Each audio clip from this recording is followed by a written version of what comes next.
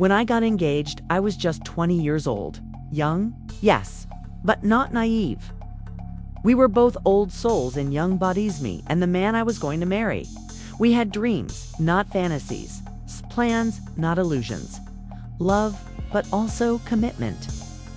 And when we announced our engagement to our families, there was joy in the air, like a celebration was always humming.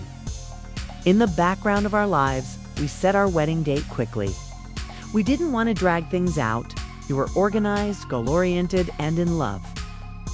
Everyone was told the date a whole year in advance. There were no surprises, no last-minute chaos. It was all very calm, at least in the beginning. I handpicked. My bridesmaids like you'd handpick flowers from a garden each, one holding a memory from a different chapter of my life. My sister, my cousin, and 3 close friends. One of them, let's call her Rachel, had been part of my life since middle school. She was the loud, fearless one, the center of attention. And back then, I admired her for it. We were in the thick of wedding planning. Dress fittings were scheduled. Bridesmaid gowns were being custom made. Deposits were paid. Group chats were buzzing with excitement.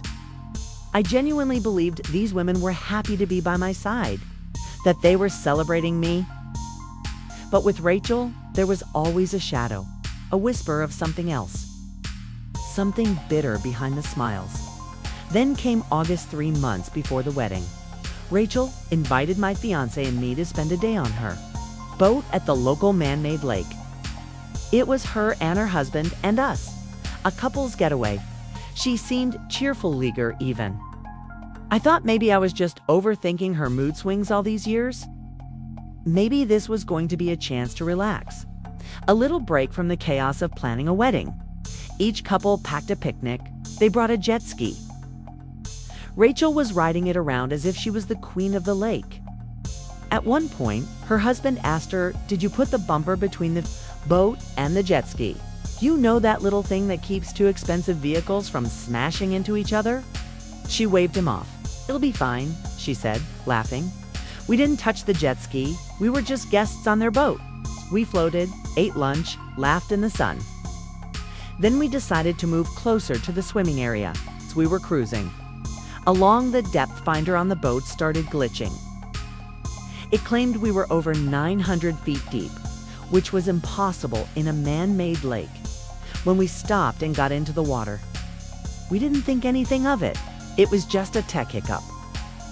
But when we came back to the boat, everything changed. The boat was sinking. It had taken on water.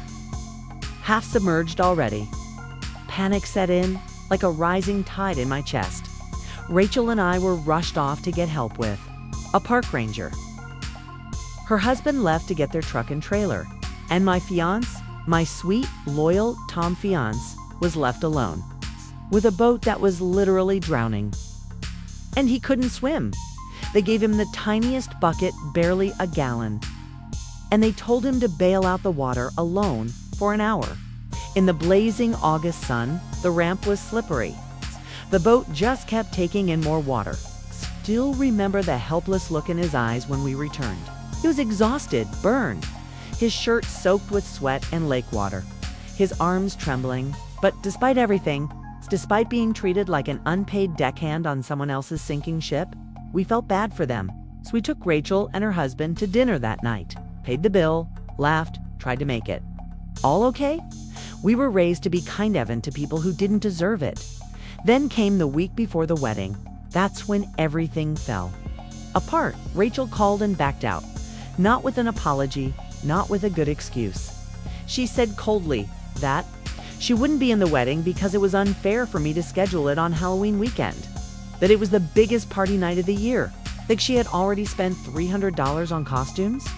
She said it like I was the one being unreasonable, as if she hadn't known the date for 12 months, as if her party plans were more important than our friendship, more important than my wedding. I was stunned, hurt, but not shocked. There had always been this undercurrent with her jealousy, wrapped in fake support. I knew it, but I had ignored it, till it slapped me in the face.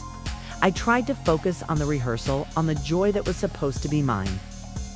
But the day before, The wedding, as we were getting ready in the church, my mother pulled me aside. Her face was pale, eyes shaken. She handed me a letter. A real letter, typed, signed, and so cruel. It was from Rachel. She had sent one to my mother. 2, it wasn't a letter of regret or explanation. It was a manifesto of bitterness. She told us coldly, with a venom I didn't think possible, that we would never amount to anything. Think we would never own a house, never build real careers, that we would be terrible parents, that our marriage would fail, that we were losers. In life, in love, in everything. And just in case that wasn't enough, she included a bill for the boat damages. She blamed my fiancé for not being able to save her boat with a child's beach bucket.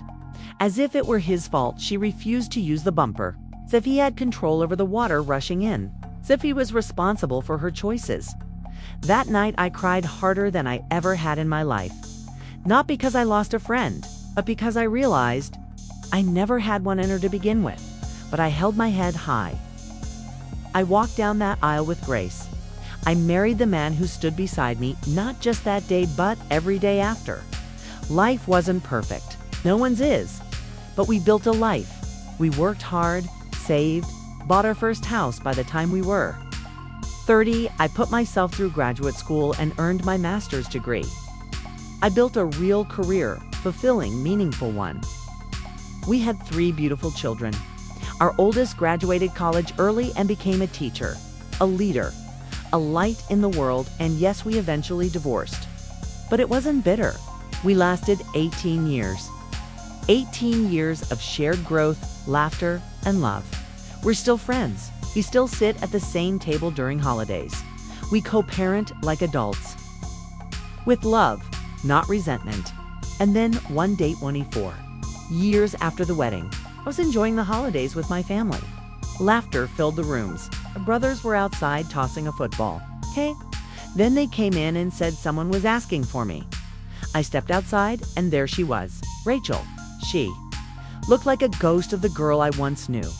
Thin, frail, hollow. Her teeth were gonna meth mouth, they call it. Her skin stretched too tight over sharp bones. Her eyes, empty, twitchy, ashamed. She forced a smile. I gave her a polite one back. We caught up superficially, just enough to maintain decency. I didn't ask questions. She didn't offer much, but I saw everything I needed in that one glance. She had divorced shortly after my wedding, never got her degree, never built a career. She didn't own a home, didn't look healthy, didn't look. Well, and for a moment, I'll be honest, it felt good.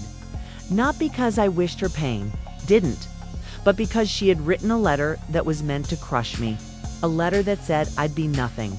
And here I stood, 24 years later, having built everything she said I wouldn't. A home, a family, a legacy, not perfect but real.